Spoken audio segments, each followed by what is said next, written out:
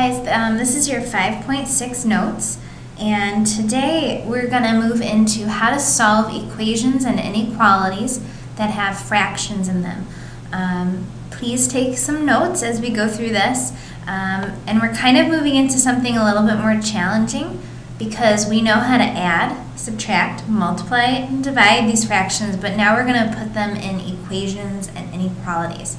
So before we jump into that, let's review what we already know. So you already know how to solve equations and inequalities actually. So I'm actually going to have you guys change this. So this is an inequality over here. And I just want to show you that you guys already know how to do this. So remember what we do to solve equations is we try to get the variable by itself. So for example, we would do the opposite here. So we're going to subtract 4 on both sides. So when we get that, you know that x is going to equal 6. So we've done this. You guys are experts on this. You know how to do it. Same thing with inequalities. Okay, we want to get x by itself, so we're going to do the opposite. So this time we're going to add 4 on both sides. So this time we would get x is not equal to, it's less than 14. So you guys have done this, you know what you're doing. The only difference with this section here is we're just adding fractions into it, which we love, right? So let's practice solving equations and inequalities when we have common denominators. We know that that's the easiest type of fraction to add or subtract. So we're going to start the same way. We're going to draw our line. We want to get x by itself. So to get x by itself, we're going to do the opposite. Instead of adding 1/4, we're going to subtract 1/4. So minus 1/4 on both sides. Whatever you do to one side, you have to do to the other. So by doing that, we eliminate this fraction on this side.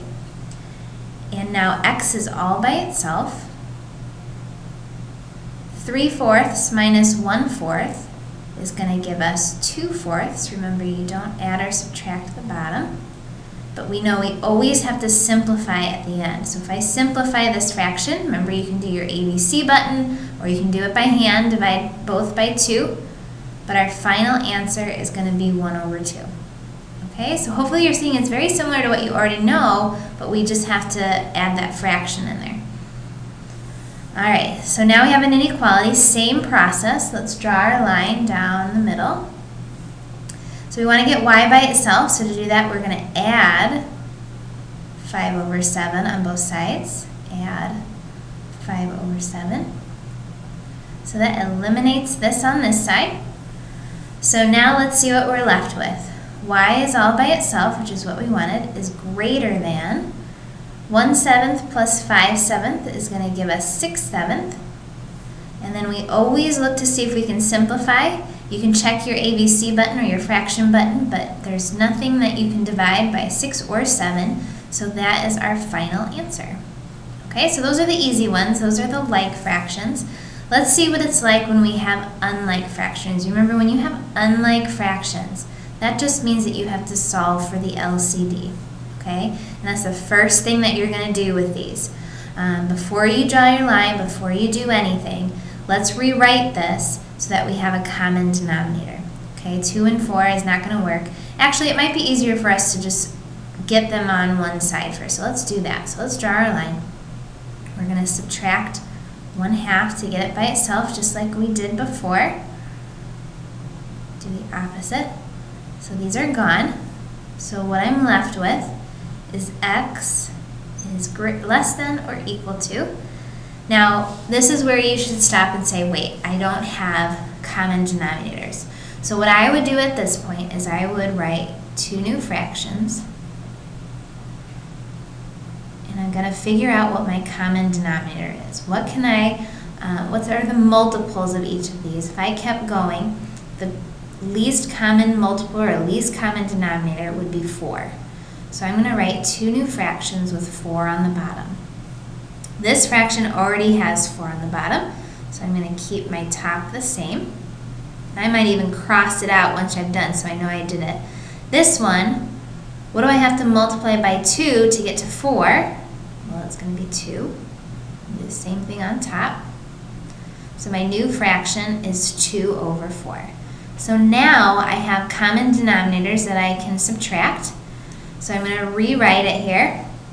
X is less than or equal to 1 over 4.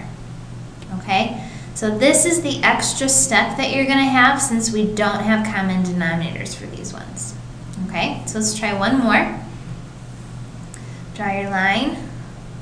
I'm going to get y by itself, so I'm going to do the opposite. Plus 3 over 14. If you think you know what you're doing, you can go ahead of me here, see if you can get it. So we have, what we're left with is y is equal to 1 over 7 plus 3 over 14. So this is where you would stop and say, I don't have a common denominator here. So I'm going to rewrite the common denominator. So y is equal to something plus something. And my common denominator is going to be 14. If you didn't know that, you can list out your multiples, 7, 14, and you'd see it right away. This fraction is going to stay the same, so I'm going to make that 3. And then to get to 14 here, I'd have to multiply the top and the bottom by 2, because 7 times 2 is 14. So my new fraction is 2 over 14 plus 3 over 14. And when I add those together, I'm going to get 5 over 14. So always check to see if you can simplify. This one actually does not simplify, so you are finished.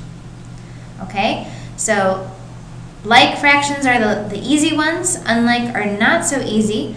I'd like you to fill out the questions on the bottom here, and that's how you're going to get your credit for watching this video. All right, see you guys tomorrow.